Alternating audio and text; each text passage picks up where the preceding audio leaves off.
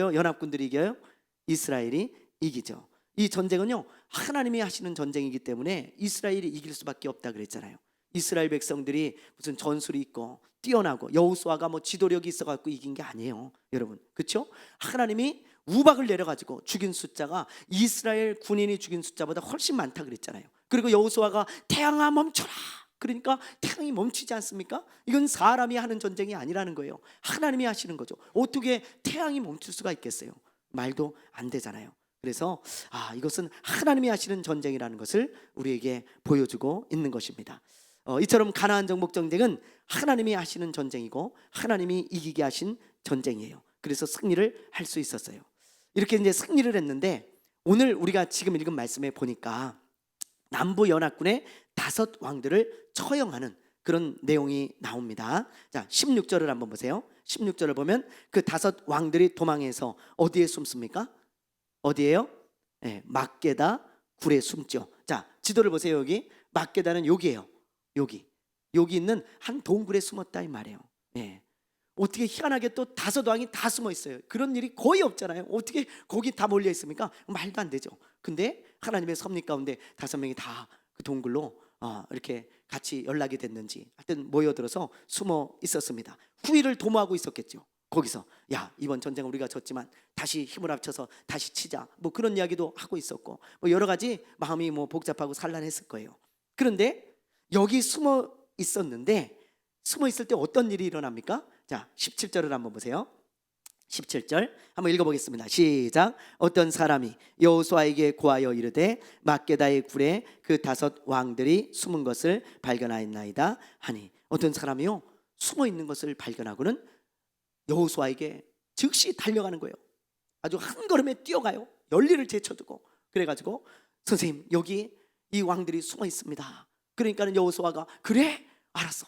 그러면 너 빨리 이 군인들 몇 명하고 가가지고 거기를 입구를 돌로 딱 막고 거기를 지키고 있어라. 그리고 나머지 군대들은 도망가는 적들을 추격하게 해요, 여호수아가. 그래가지고 도망가는 적들을 아주 그냥 거의 뭐 그냥 죽일 수 있을 만큼 쫓아가가지고 싹 죽입니다. 왜냐하면 여러분, 그 사람들을 남겨두면 다음에 또 쳐들어올 수가 있잖아요. 그러니까는 그냥 아예 그냥 싹을 없애버리려고 싹 그냥 도망가는 적들을 다 처치하려고 마음을 먹고 쫓아가는 거예요. 그리고 나서 이제 막게다 굴로 돌아와요. 그리고는 그 왕들을 다 끄집어내죠. 포로로 잡아가지고. 그리고는 어떻게 하는가? 참 멋있어요. 이렇게 합니다. 어떻게 하냐면요, 이 5명의 장군들에게 이 왕들을 엎드려 놓은 다음에 목을 발로 다 밟으라 그래요. 여호수아가 밟은 게 아니고 5명의 장군들에게 탁 목을 탁 밟으라고 한 다음에 여호수아가 앞에 서서 외치는 거예요. 이스라엘 백성들이여, 강하고 담대하십시오. 두려워하고 놀라지 마십시오. 하나님이 당신들을 대적하는 대적들에게 이와 같이 하실 것입니다. 야, 그랬을 때 이 장군들과 이스라엘 군인들이 얼마나 큰 용기가 났겠어요. 그렇지 않겠어요? 야, 하나님이 우리 적들에게 이제 이렇게 하시겠구나. 그러면서 두려움이 싹 사라지고 아마 마음에 용기와 사기가 아주 충천했을 거예요. 그렇지 않겠어요? 그리고는 이 사람들을 싹 죽입니다. 처형을 해버리는 거예요. 자, 여기까지가 이제 읽은 말씀인데요, 저는 이 말씀을 묵상하면서 하나님의 일이 어떤 사람을 통해 이루어져 가는가, 그것을 오늘 묵상하게 되었습니다. 여러분, 우리는 대개 여호수아나 이런 장군들 같이 앞에 서는 사람들, 어떤 큰 일을 하는 사람들을 통해서 하나님의 일이 이루어 가는지를 알아요. 이루어져 가는 줄을 그렇게 생각을 해요. 이거 하나님의 일이잖아요. 가나안 땅을 정복하는 거 하나님이 계획하신 일이고 하나님이 하길 원하시는 일입니다. 그런데 이런 하나님의 일들이 여호수아나 이런 앞에 서는 장군들만을 통해서 이루어져 가는 것이 아니고, 오늘 여러분 17절에 나오는 이 어떤 사람, 이 말씀에 제가 주목을 하게 되었어요. 어떤 사람을 통해서 이루어져 간다는 거, 여러분 그걸 우리가 기억해야 돼요. 이 전쟁에 승리할 수 있었던 숨은 공신은 여기 17절에 나오는 어떤 사람입니다. 이름도 없어요. 왜? 만약에 이름이 알려진 사람 같았으면 그 이름을 기록했을 거예요. 근데 이름도 없어. 그냥 어떤 사람이야. 누군지도 몰라. 그런데 어떤 사람이 여러분 작은 일에 충성하잖아요. 그렇죠? 그 왕이 숨어 있는 것을 가르쳐 주는 것. 여호수아에게 한숨에 달려와 가지고 거기 숨어 있다고 정보를 주고 알려주는 것은 작은 일이에요. 왜냐하면 왕을 막 사로잡은 것도 아니잖아요. 그 사람이 왕하고 막 싸워가지고 그들을 뭐 죽인 거 아니잖아요. 왕의 머리를 막 들고 온 거 아니잖아요. 그잖아요. 그저 숨어 있는 것을 보고 그냥 내가 이걸 가르쳐 주는 게 내가 할 일이구나. 내가 여호수아 장군에게 가르쳐 줘야지. 그리고 단숨에 뛰어가서 가르쳐 주는 그 작은 일에 충성한 이 한 사람 때문에 이런 완전한 승리를 얻을 수 있었던 거예요. 이 왕들을 잡지 못했으면 어떻게 됐겠어요? 다음에 또 전쟁을 할 수밖에 없는 거잖아요. 그래서 이 왕들을 싹 죽이고 이제 싹을 싹 잘라버리는 그 일에 이 어떤 사람이 쓰임을 받은 것입니다. 여러분, 하나님의 일은요 이런 사람들을 통해서 이루어져 가는 거예요. 지극히 작지만 그 작은 일에 충성하는 사람들, 그런 사람들을 통해서 하나님의 일이 이루어져 가는 것을 보게 되어지는 것입니다. 예수님께서 여러분 십자가를 지러 예루살렘에 들어가실 때 제자들에게 이런 말씀을 하세요. 예수님이 얘네들아, 너희들 중에 누가 가서 저 나귀 새끼 좀 끌고 와라. 어디 가면 나귀 새끼가 있을 거야. 근데 그거 뭐하러 남의 걸 가져가시오? 그러면 주가 쓰시겠다 해라. 그리고 좀 가져와라 그러셨어요. 왜 예수님이 나귀 새끼를 가져오라 그랬을까요? 예수님이 힘들어서 그랬을까요? 나귀 타고 들어가시려고? 아니잖아요. 스가랴의 말씀을 이루기 위함이죠. 스가랴서 9장 9절에 보면 예수님께서 나귀를 타시고 예루살렘에 들어가신다는 그 예언의 말씀이 있어요. 그 구절이 있습니다. 예수님은요 선지자들을 통하여 하나님이 하신 그 그리스도에 대한 말씀들을 하나하나 다 이루어 가시는 게 그분의 사명이에요. 그잖아요. 그래서 예수님은 그 선지자들의 예언대로 이 세상에 오셨고 그리고 십자가에서 죽으셨어요. 아주 작은 말씀 하나까지도 다 이루시고 그리고는 그분의 사명을 완수하셨다고요. 그래서 예수님은 그 나귀를 타고 가는 그 예언의 말씀조차 다 이루신 거예요. 그게 예수님이 그리스도라는 사인이니까요. 증거가 되니까요. 그래서 너무 귀한 거예요. 예수님의 입장에서 볼 땐 이 나귀를 타고 들어가는 게 말씀을 이루는가 이루지 못하는가 그 차이거든요. 그런데 제자들의 입장에서 볼 때는 전혀 그렇지가 않아요. 그렇죠? 제자들이 볼 때는요 그깟 나귀 새끼 끌고 와갖고 뭐해 예수님 그잖아요. 그깟 나귀 새끼 뭐하러 이 귀찮게 하찮은 저 나귀 뭐하러 끌고 오라 그러실까? 너무 귀찮은 일이고 아주 하찮은 일이에요. 그러니까는 제가 생각할 때 이랬을 것 같아. 야 네가 가. 야, 예수님 나귀 좀 끌고 오랜다. 왜 나 시켜? 네가 가. 야 나도 귀찮아. 더워 죽겠는데 네가 좀 가. 네가 제일 어리잖아. 요한 네가 가. 막 이러고 말이죠. 서로 막 밀었을 것 같아. 그런데 그 중에 이 나귀를 끌고 오려고 간 제자가 있다는 거예요. 근데 어떻게 기록됐는지 아세요? 마태복음, 마가복음, 누가복음 전부 이름이 기록되어 있지 않아요. 어떤 제자가 그렇게 기록되어 있습니다. 여기랑 똑같아요. 누군지 몰라요. 근데 어떤 제자가 그 작은 일에 충성했어요. 그래, 예수님이 가지고 오라고 하시니까 가지고 와야지. 그리고요 그 작은 일에 충성했어요. 그래서 나귀를 끌고 왔거든요. 그때 예수님이 그 나귀를 타시고 예루살렘에 입성하심으로 스가랴서에 예언된 그 말씀이 이루어진 거예요. 하나님의 일이 이루어진 것입니다. 여러분, 그 제자는 아무것도 모르고 그냥 작은 일에 충성했을 수 있어요. 그러나 그런 사람들을 통해서 하나님의 말씀이 이루어져 가잖아요. 그게 바로 이 성경에서 말하는 영적인 비밀인 거예요. 여러분, 다 여호수아겠어요? 다 장군이겠습니까? 다 큰 일을 하는 사람이겠습니까? 다 앞에 쓰는 사람이겠습니까? 그런 사람을 통해서도 하나님의 일이 이루어져 가지만 그러나 이 어떤 사람이 없으면 전쟁에 승리할 수 없듯이 어떤 제자가 없었으면 하나님의 말씀이 이루어지지 않았듯이 저와 여러분이 작은 일에 충성하는 어떤 사람이 되어질 때 하나님의 일이 우리를 통해서 이루어져 가는 거예요. 여러분 그걸 꼭 잊지 마시길 바래요. 어제 암 투명을 하고 있는 동료 목사에게 제가 전화를 오랜만에 한번 해봤어요. 오랜만에 요즘 어떻게 지내? 어때? 몸 좀 어때? 그랬더니요 기침을 너무 많이 하는 거예요. 기침을. 대화가 안 될 정도로 기침을 하더라고요. 그래서 왜 그러냐고 그랬더니 폐에 이제 암이 다 번져가지고 이게 기침이 한 번 나오면 몇 시간씩 기침을 한대요. 몇 시간씩. 그래서 기침 약을 먹어야 이제 좀 가라앉는데 기침이 너무 나와서 이제 좀 생활이 좀 힘들다고 얘기를 하더라고요. 그런데 여러분, 이 친구가요, 그래도 그 주님이 주신 그 작은 교회, 그 작은 교회를 끝까지 기도하면서 그 사람들을 생각하고 성도들과 함께 신앙생활을 하고 목회를 하는 것을 제가 어저께 들으면서요, 참 마음에 감동이 되어지더라고요. 그래서 나도 모르게요, 눈물이 조금 나는 거예요. 그 숨기려고 눈물을 제가 대화를 하면서 숨기려고 해도 이게 계속 눈물이 나는 거예요. 야, 의사는 6개월 남았다고 하는데 6개월 동안 무엇을 할까 생각하다가 마지막까지 충성하다 가야 되겠다. 그래서요, 정말 어렵게 말씀을 전하고 또 성도들을 위해 기도하면서 인생을 정리하고 있는 그 동료 친구를 보면서 제가 마음이 참 감동이 되어지더라고요. 나라면 저렇게 할 수 있을까? 나라면. 여러분, 작은 물방울이 모여가지고 큰 물줄기를 이루잖아요. 이렇게, 예?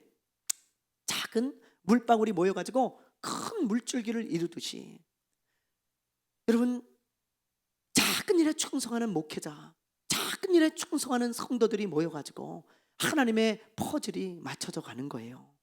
그게 놀라운 비밀이죠. 영적인. 우리가 볼 때는 진짜 큰 분만 계시면 좋을 것 같죠. 그러나 작은 물방울이 없으면 큰 줄기 되지 못합니다. 그래요, 여러분. 오늘 이 말씀을 보면서 그 어떤 사람, 그 사람이 누군지 모르지만 참 작은 일에 충성해서 정말 하나님의 일을 이루어가는 그것을 볼 때 오늘날 우리들의 모습이 생각났어요. 저와 여러분의 모습이. 여러분, 작은 일에 우리 충성합시다. 하나님의 사람들이요, 작은 일에 충성하게 되기를 주님의 이름으로 축원합니다. 축원합니다. 네, 그런 어떤 사람 되시길 바래요. 아멘. 자, 우리 다음 구절 말씀 읽어보죠. 10장 우리 28절부터 39절까지 우리 한번 읽어보겠습니다. 28절부터 39절. 그날에 여호수아가 막게다를 취하고 칼날로 그 성읍과 왕을 쳐서 그 성읍과 그 중에 있는 모든 사람을 진멸하여 바치고 한 사람도 남기지 아니하였으니 막게다 왕에게 행한 것이 여리고 왕에게 행한 것과 같았더라.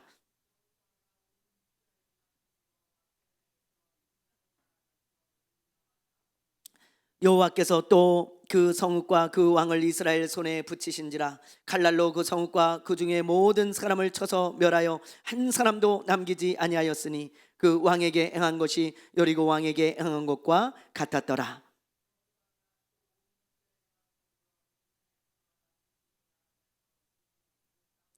여호와께서 라기스를 이스라엘 손에 넘겨주신지라. 이튿날에 그 성읍을 점령하고 칼날로 그것과 그 안에 모든 사람을 쳐서 멸하였으니 림나에 행한 것과 같았더라.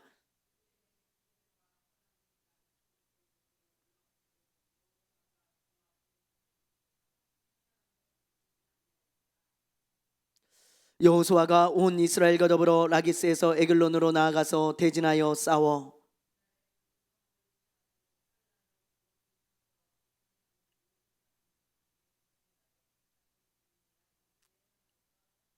여호수아가 또 온 이스라엘과 더불어 에글론에서 헤브론으로 올라가서 싸워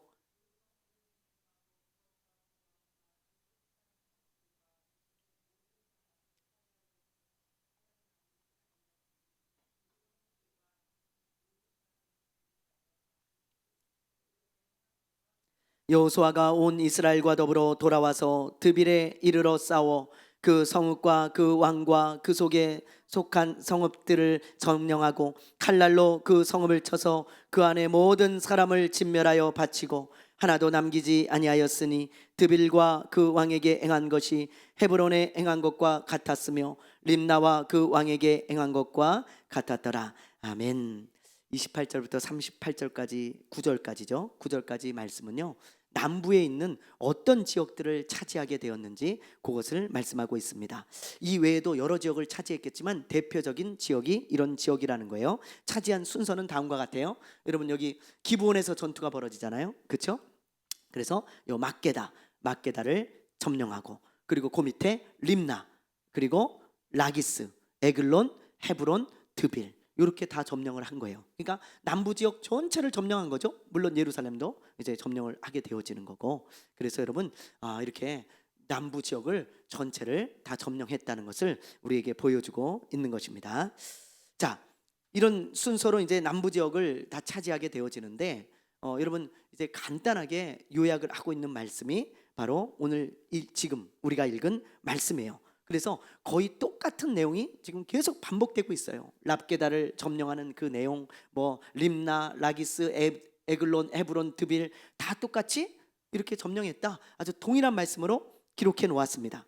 그래서 샘플로 우리 29절, 30절을 한번 볼게요. 29절, 30절 우리 한 번만 읽어볼게요. 시작. 여호수아가 온 이스라엘과 더불어 막게다에서 림나로 나아가서 림나와 싸움에 여호와께서 또 그 성읍과 그 왕의 이스라엘의 손에 붙이신지라. 칼날로 그 성읍과 그 중에 모든 사람을 쳐서 멸하여 한 사람도 남기지 아니하였으니 그 왕에게 행한 것이 여리고 왕에게 행한 것과 같았더라. 이런 말씀이 계속 반복되는 거예요. 39절까지. 그래서 동일한 단어가 몇 개 나옵니다. 자, 여러분들 뭐 금방 찾을 수 있을 거예요. 예를 들면 여호수아가 온 이스라엘과 더불어, 그게 계속 반복되고 있어요. 그리고 또 반복되는 말씀이 싸움에 싸우더니 싸웠다라는 그 단어. 그리고 또 하나가 있다면 모든 사람을 쳐서 멸하였다. 이런 구절들이 계속 반복되고 있습니다. 여러분 이렇게 반복되는 말씀들을 묵상해 보면요, 하나님이 주시는 메시지가 있어요. 그래서 여러 가지 메시지가 있는데 그 중에서 저는 오늘 싸웠다라는 단어에서 하나님의 메시지를 발견할 수 있었습니다. 여호수아와 이스라엘 사람들은 가나안 땅을 얻기 위해서 뭘 했다는 거예요? 여러분 무엇을 했다는 거예요? 싸웠다는 거죠. 여러분 이걸 꼭 기억해야 돼요. 한두 번 싸운 게 아니라 싸우고 또 싸웠어요. 끊임없이. 이것을 보면서 제가요, 무엇인가를 얻으려면 싸워야 된다는 걸 다시 한번 깨달았어요. 아주 간단한 아주 진리지만 이게 진짜 만고의 진리예요. 여러분 영적으로도 마찬가지고 세상적으로도 마찬가지입니다. 무엇을 얻으려면 싸워야 얻을 수 있는 거지 맨날 도망치고 피하는, 그래서 항상 여러분 뭐 도망가는 사람들은 아무것도 얻지 못해요. 아무것도 얻지 못해. 영적으로든 세상적으로든 싸워야 얻을 수 있는 거예요. 여기서 말하는 싸움은 사람들과 싸우는 것을 말하는 게 아닙니다. 남들하고 싸우라는 것을 말하는 게 아니에요. 무엇과 우리가 싸워야 되냐면 여러분 환경, 그렇죠? 우리에게 처한 환경, 그리고 우리에게 찾아온 어려운 상황들, 그리고 나 자신, 이런 것들과 싸워서 이기는 사람만이 무엇인가를 얻을 수 있다는 거예요. 그렇지 않은 사람은 절대로 아무것도 얻을 수 없어요. 그걸 기억하셔야 돼요. 바울이 이런 고백을 했잖아요. 여러분 한번 읽어보겠습니다. 디모데후서 4장 7절 8절인데요 한번 읽어볼게요. 시작. 나는 선한 싸움을 싸우고 나의 달려갈 길을 마치고 믿음을 지켰으니 이후로는 나를 위하여 의의 면류관이 예비되었으므로 주 곧 의로우신 재판장이 그날에 내게 주실 것이며 내게만 아니라 주의 나타나심을 사모하는 모든 자에게도니라. 여러분 보세요. 7절. 나는 선한 싸움을 어떻게 했어요? 싸우고 나의 달려갈 길을 마치고 믿음을 지켰으니까 이제는 하나님의 나라에 가면 의의 면류관을 하나님이 주시겠다는 거예요. 자기만 주시는 게 아니고 그런 자들에게 주신다고 말씀하고 있습니다. 어떤 자들에게요? 선한 싸움을 싸우는 사람들, 그리고 믿음을 지키는 사람들, 그런 사람들에게 의의 면류관을 주시고 뭐 영광의 면류관을 주시고 승리의 면류관을 주시고 여러 가지 상을 주시는 거지, 선한 싸움, 믿음의 싸움 하나도 싸우지 않는 사람들, 그런 사람들에게 아무것도 주어지는 게 없어요. 여러분 밤낮 환경 때문에 도망치고 상황 때문에 피하고 그러면서 아무것도 하지 않는 사람들 뭘 줄 게 있겠어요? 하나님이 무엇을 줄 게 있겠냐고요. 여러분 이 세상에서도 마찬가지입니다. 무엇인가 얻으려면 내가 환경을 뛰어넘고 싸우는 사람만이 얻을 수 있는 거예요. 우리 시우가 요즘 축구를 혼자 하러 공을 메고 혼자 공원에 나가요. 그래서 제가 며칠이나 할까 그랬는데 꽤 하더라고요. 예? 더운데도 공 하나 메고 나가. 그래서 너 왜 그렇게 나가냐 그랬더니 아유 아빠 요즘 내가 축구 폼이 다 죽었어. 그래가지고 좀 슈팅 연습도 좀 하고 혼자 자기가 연습을 해야 될 것 같아. 혼자 나가갖고 막 하더라고. 더워요 날씨가. 환경을 이기는 사람만이 여러분 무엇인가 얻을 수 있는 거잖아요. 환경을 이기는 사람만이, 나 자신과 싸워서 끊임없이 싸우고 이기는 사람만이 무엇인가 얻을 수 있는 거예요. 그렇지 않은 사람은 하나도 얻을 수 있는 게 없습니다. 여러분, 이스라엘 군대가 아이성 전투에서 도망을 치잖아요. 그렇죠? 져가지고. 근데 이스라엘 백성들이 한 번 졌다고 다시 일어나서 싸우지 않았다면 가나안 땅은 절대 점령하지 못해요. 절대. 예? 그렇죠? 예. 면류관을 받는 이런 사람들 다 싸운 사람들이에요. 승리를 얻은 사람들 다 싸운 사람들입니다. 열심히 믿음의 싸움을 싸우고 선한 싸움을 싸우고 환경과 싸우고 나 자신과 싸워서 여러분 무엇인가를 얻어내는 것이지 그냥 되는 게 하나도 없다는 거예요. 때로는 우리가 질 때도 있어요. 때로는 우리가 너무 지치고 힘들어서 도망칠 때도 있어요. 사람은 누구나 그래요. 그러나 도망가서 아무것도 하지 않는 사람은 아무것도 못 얻어. 다시 일어나서 싸워야 돼. 네, 제가 한 번 졌어도 한 번 넘어졌어도 다시 일어나서 싸우는 거예요. 그런 사람이 뭔가를 얻을 수 있는 사람이죠. 여러분, 건강한 몸은 어떤 몸인지 아시죠? 건강한 몸 어떤 몸이에요? 병균이 들어왔을 때 잘 싸우는 몸이 건강한 거죠. 그렇지 않아요? 네. 병든 몸은요, 바이러스가 들어오고 병균이 들어왔을 때 잘 못 싸워요. 그런 몸은. 그래서 병에 걸리는 거예요. 그런데 건강한 몸은요, 바이러스가 들어왔을 때 잘 싸웁니다. 그래서 아프지 않은 거예요. 건강한 거예요. 그걸 건강한 몸이라고 하죠. 여러분, 영적으로도 동일합니다. 환경과 상황은 언제나 우리 편이 아니라 그랬잖아요. 그런데 이렇게 신앙생활을 잘 할 수 있는 환경을 자꾸 성도들이 자꾸 그때가 오기를 바래요. 그런 때는 안 옵니다. 여러분에게 신앙생활 잘 할 수 있는 환경이나 상황은 여러분에게 한 번도 찾아오지 않아요. 여러분 잘 생각해 보세요.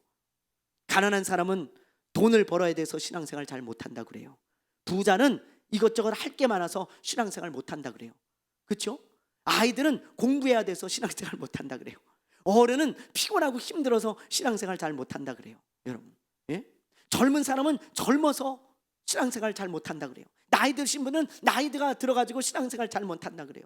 한가한 사람은 한가하기 때문에 신앙생활 못한다 그래요. 바쁜 사람은 바빠서 신앙생활 못한다 그래요. 저는요, 신앙생활 할 수 있는 형편이 될 때가 한 번도 없더라고. 한 번도. 그런데 신앙생활을 잘하는 사람들의 특징이 있어요. 그 사람들은 항상 싸워. 환경하고 싸워요. 자기가 여건하고 싸웁니다. 자기 자신하고 싸워요. 그런 사람은 신앙생활을 잘해요. 영적으로 건강한 사람이 되어지는 거예요. 건강한 사람이. 여러분, 이것을 우리가 꼭 명심해야 됩니다. 오늘 말씀을 우리가 잘 생각하면서요, 아 그렇구나, 이 말씀해 보니까 끊임없이 여호수아와 이스라엘 백성들이 싸우고 또 싸우고 또 싸워서 하나씩 하나씩 얻어내는구나. 우리도 마찬가지다. 영적인 것도 싸우지 않으면, 믿음의 선한 싸움, 그리고 여러분 영적인 어떤 싸움을 하지 않으면 내가 얻을 수 있는 건 단 하나도 없구나. 그걸 여러분들 꼭 깨달으셔야 돼요. 세상에서도 뭔가를 얻고 이루는 사람들은 다 싸운 사람들이지, 다 포기하고 도망치면서 아무것도 하지 않는 사람은 하나도 얻을 수 있는 게 없어요. 여러분, 오늘 다시 우리 마음을 다 잡으셔야 돼요. 그래, 나도 바울처럼 믿음의 선한 싸움을 싸우고 여호수아처럼 끊임없이 싸워야 되겠다. 그러면 내가 원하는 것을 얻을 수 있겠구나. 하나님이 주시는 것들을 얻을 수 있겠구나. 그런 것들을 오늘 말씀을 통해서 우리가 잘 깨닫고 마음에 새겨야 될 줄로 믿습니다. 아멘, 아멘. 자, 우리 마지막으로 우리 40절부터 43절 말씀 우리 함께 나누고 마치겠습니다. 40절부터 43절 말씀입니다. 이와 같이 여호수아가 그 온 땅 곧 산지와 네겝과 평지와 경사지와 그 모든 왕과 왕을 쳐서 하나도 남기지 아니하고 호흡이 있는 모든 자는 다 진멸하여 바쳤으니 이스라엘 하나님 여호와께서 명령하신 것과 같았더라.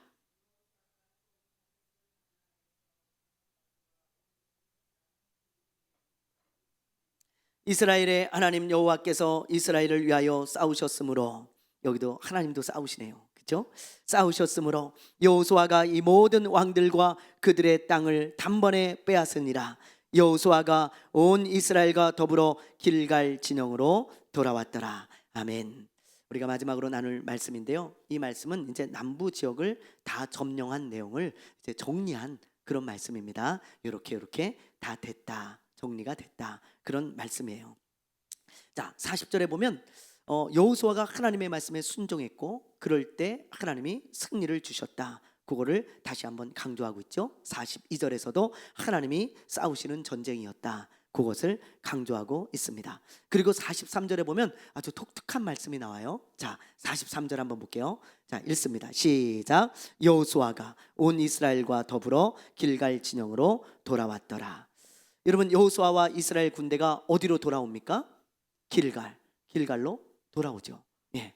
여기서 전투를 다 하고요, 다시 길갈로 돌아온 거예요. 복귀를 한 거죠. 이 길갈은 이스라엘 백성들이 요단강, 여기 요단강이에요. 요단강을 건너서 진을 친 거점이에요. 거점. 그래서 이스라엘 백성들의 어떤 베이스 캠프 같은 곳입니다. 여러분, 에베레스트 산 발음이 잘 안 되네요. 에베레스트 산, 그런 높은 산을 올라갈 때는 항상 베이스 캠프가 있잖아요. 그렇죠? 여기도 보면 지금 보세요. 여기 해발 5,364m에 어떤 원정대가 산악인들이 베이스 캠프를 치고 1차 목표, 2차 목표, 3차 목표, 4차 목표, 여기 이제 꼭대기, 이렇게 목표를 딱 정하고 가는 것을 보게 되어집니다. 이게 어떤 산악인들이 정한 이게 지도예요. 그럼 보세요. 항상 베이스 캠프가 있어요. 그냥 낮은 산을 올라갈 때는 베이스 캠프가 없지만 높은 산을 올라갈 때는 항상 베이스 캠프가 있습니다. 이 베이스 캠프 안에 모든 장비가 다 들어있고, 뭐 식료품, 비상약, 뭐 여러 가지를 다 여기다 놓고 여기를 거점으로 삼고 이 고지를 점령하러 올라가는 거예요. 그걸 여러분 이제 베이스 캠프라고 하거든요. 그런데 여러분, 이 여호수아와 이스라엘 백성들도 전투에서 승리한 다음에 베이스 캠프인 길갈로 돌아왔지, 전투에서 승리한 그곳에서 머물러 있지 않았어요. 그렇죠? 그걸 지금 오늘 43절 말씀에서 우리에게 가르쳐주고 있습니다. 자, 그러면 길갈에 여러분 뭐가 있어요? 길갈에 요거 있잖아요. 은혜의 기념비. 기억나시죠? 여러분, 여호수아서를 우리가 보면서 이 요단강을 건널 때 요단강 바닥에서 하나님께서 12개의 돌을 가져다가 이 길갈에 기념비를 세우라 하셨어요. 하나님이 싸우시는 전쟁이고 하나님이 우리와 함께하고 계시다는 것을 가르쳐주기 위해서 이 기념비를 쌓으라고 하셨습니다. 그래서 이 기념비를 쌓고 여호수아와 이스라엘 백성들은 여기서 유월절 언약을 지키고 예배를 드리고 하나님을 찬양하며 감사하는 것을 우리가 보았어요. 여러분, 이 길갈은요, 여호수아와 이스라엘 백성들이 베이스 캠프로 삼고 하나님께 감사하며 예배를 드린 그런 곳이에요. 은혜의 기념비가 있는 곳이죠. 아마 여호수아는 전투에서 돌아올 때마다 이 길갈로 복귀해가지고, 그렇죠? 전투하고 돌아와서 하나님께 예배드리고 감사하고 하나님을 찬양했을 거예요. 하나님 승리를 주셔서 감사해요. 그러면서 예배드리고 찬양했을 것입니다. 이게 여호수아와 이스라엘 백성들의 베이스 캠프였어요. 이처럼 여호수아가 전투 후에 베이스 캠프인 길갈로 돌아왔듯이 우리 믿는 자들도 영적인 베이스 캠프가 있죠. 여러분, 어디입니까? 어디예요? 교회예요. 교회가 우리의 영적인 베이스 캠프인 것입니다. 우리가 세상에 나가서 치열하게 살잖아요. 그렇죠? 아까 말씀처럼 우리는 영적인 전쟁을 이 세상에서 싸우며 살아가고 있습니다. 너무 치열해요. 영적인 전쟁도 치열하고요, 세상에서 경쟁하며 살아가는 것도 굉장히 치열합니다. 그래서 몸도 마음도 영적으로 만신창이가 될 때가 많아요. 그럴 때 여러분, 모든 것이 바닥났을 그때 여러분, 우리가 어디로 돌아와야 돼요? 베이스 캠프로 돌아와야 돼요. 영적인 베이스 캠프로 돌아와서 하나님께 예배하고 기도하고 찬양하고 감사할 때 다시 우리가 영적인 싸움을 싸울 수 있는 힘이 생기는 것입니다. 여러분, 힘이 생기는 거예요. 그래서 여호수아는 길갈로 돌아가서 은혜의 기념비 앞에서 하나님의 은혜를 생각하며 예배하고 다시 영적인 힘을 얻어 싸움에 나갈 수 있었던 거예요. 용기를 얻고요. 여러분, 우리도 마찬가지예요. 여러분들이 인생을 살아가면서 베이스 캠프로 돌아오지 않으면 절대로 영적인 전쟁에서 승리할 수 없어요. 여러분은 만신창이가 돼서 나가 떨어질 것입니다. 여호수아가요, 만약에 베이스 캠프로 돌아오지 않고 영적인 힘을 계속 공급받지 않았다면 그는 전쟁할 수 없어요. 두렵고 떨어서 아마 나가 떨어졌고, 영적으로 나가 떨어지고, 스트레스 받아서 나가 떨어지고, 어려운 가운데 나가 떨어졌을 거예요. 그러나 그는 끊임없이 은혜의 기념비 앞으로 돌아왔다고요. 우리도 마찬가지입니다. 여러분, 베이스 캠프인 교회로 돌아오지 않으면 여러분은 믿는 자답게 살지 못합니다.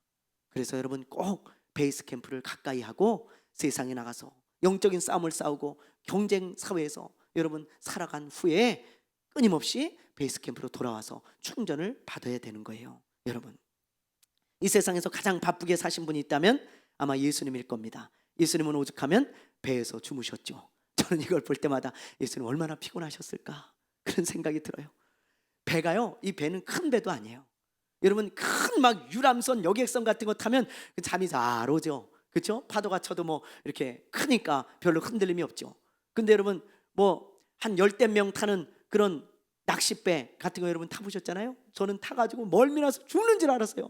그래서 우럭 한 마리 잡고 계속 누워 있었습니다. 한 3시간이나. 저는 멀미가 심해요. 그래가지고 야, 이제 동료들하고 목사님들하고 그 낚시하러 갔었거든요. 배 낚시. 와, 근데 우럭 한 마리 잡고 다 토하고요. 누워 있었어요. 얼마나 이게 심한지 흔들리는 게 뭐 바이킹 타는 것 같아요. 바이킹. 야, 좀 못 가겠더라고. 전 그래서 배 낚시 다 2번 다시는 안 갔어요. 너무 힘들어가지고. 예. 근데 예수님은 그런 배를 타고 주무셔. 얼마나 피곤하시면 그랬겠어요. 식사하실 겨를도 없었다 그랬어요. 항상 예수님이 어디 가든지 사람에게 다 둘러싸여 있어. 그게 얼마나 피곤한 일인지 아십니까, 여러분? 그렇죠? 너무 에너지를 많이 소비하는 일이에요. 그 정도로 예수님이 피곤하고 바쁜 삶을 사셨어요. 그런데 예수님의 습관이 있죠. 그게 뭐예요? 기도처에 가서 기도하는 것입니다. 여러분, 여러 군데 거점을 만들어 놓으셨어. 예수님이 남부 지역에는 뭐 겟셋마네 동산, 또 뭐 사마리아 지역, 저 갈릴리, 거기마다 다 기도할 수 있는 곳을 딱 거점, 베이스 캠프를 딱 정하시고 제자들과 어느 곳에 가시든지 기도하러 가시는 거예요. 기도하러. 미명에도, 새벽 미명에도 기도하시고 밤에도 기도하시고 항상 거점을 만들어 놓고, 얘들아 이제 오늘 일과 끝났으니까 기도하러 가자. 그리고는 예수님과 함께 제자들이 기도하러 가죠. 그리고는 거기서 예수님이 기도할 때 영적인 충전이 되어지는 것입니다. 여러분, 충전. 예수님도 하나님이시지만 육신을 갖고 있었기 때문에 영적인 충전을 받지 않으면 다음날 영적인 전쟁을 하는데 여러분 바닥나요. 에너지가 바닥난다고요. 항상 충전을 받는 거예요. 기도하면서. 그것이 예수님의 베이스 캠프였죠. 이 세상에서 여러분 충전하지 않고 쓸 수 있는 이런 핸드폰 있을까요? 없잖아요. 주유하지 않고 갈 수 있는 차가 있을까요? 없잖아요. 하나도 없어요. 월요일 날 제가 지방일을 갔다 왔거든요. 지방일을 갔다 왔는데 지하철을 타고 갔어요. 저 서울 강동 쪽이라 운전을 하고 가기도 너무 멀고 지하철 타고 오는 게 좀 덜 피곤하고 그럴 것 같아가지고 이제 지하철을 저는 이제 서울 나갈 때 주로 많이 타거든요. 혼자 가면.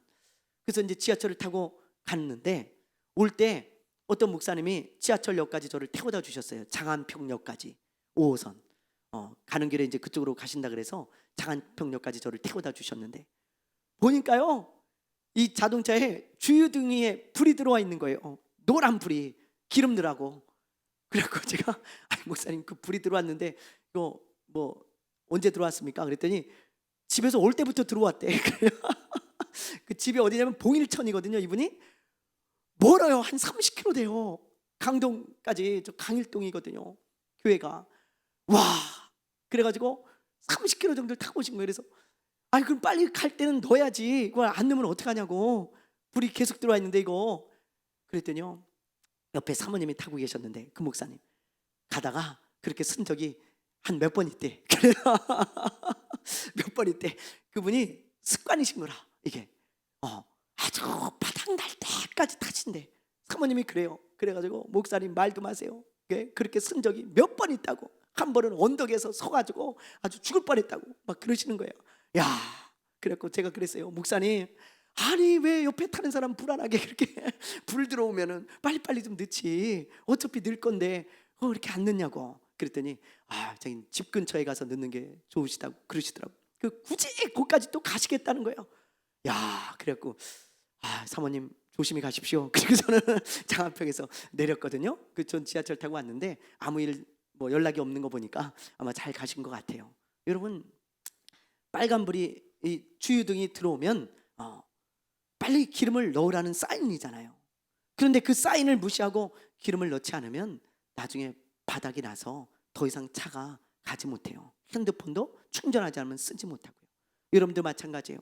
베이스 캠프인 교회에 와서 여러분 끊임없이 충전을 받기 때문에 지금 여러분들이 이렇게 신앙생활을 할 수 있고 유지할 수 있고 믿는 자답게 그래도 살라고 몸부림치고 세상에서 여러분들이 만신창이가 돼도 다시 일어날 수 있는 힘이 있는 거지. 여러분 어디서 그걸 얻겠어요? 어디서? 저는 진짜 정말 그래요. 어디 한 군데 가서 저를 충전을 받을 수 있는 곳이 거의 없어요. 거의 없어. 친구들을 만나도 한계가 있고 재미난 걸 해봐도 다 한계가 있고요. 근데 끊임없이 교회 와서 기도하고 예배드리고 하나님 앞에 나와서 충전을 받으니까 그래도 하루하루 살아갈 수 있고 그리스도인답게 또 영적인 싸움을 싸울 수 있는 그런 힘이 생기는 거예요. 여러분 마찬가지입니다. 우리는 베이스 캠프에 자주 들려야 돼요. 여러분 잊지 마세요. 여러분 얼마나 베이스 캠프에 들리고 계십니까? 여러분 바닥나기 전에 여러분 마음에 경고등이 켜지면 빨리빨리 오세요. 그래서 교회에 새벽 기도도 있고 수요 세미나도 있고 금요 기도회도 있고 주일 예배도 있고 목장 모임도 있고 아니면 내가 혼자 와서 기도할 수도 있고 교회는 언제나 열려 있으니까 여러분들이 오셔서 여러분들이 마음껏 충전 받으시고 살아가시기를 바래요. 그런 사람이 지혜로운 사람인 줄로 믿습니다. 여호수아와 같이 늘 길갈로 복귀해서 하나님께 충전받는 저와 여러분 되시기를 주님의 이름으로 축원합니다. 축원합니다. 네, 기도하겠습니다. 오늘 이 시간에 우리 잠시 기도할 때요, 오늘 말씀을 우리 기억하시기를 바래요. 작은 일에 충성하는 사람, 그 사람을 통해서 하나님의 일이 이루어져 갑니다. 무엇인가를 얻으려면 싸워야 됩니다. 도망치지 말고 여러분 싸우는 사람이 되십시오. 그래서 하나님의 복을 얻으십시오. 여러분 또 베이스 캠프인 교회를 귀중하게 여기고 늘 교회에 들려서 충전받는 그런 사람 되시기를 바래요. 우리 다 같이 주여 한번 부르고 우리 잠시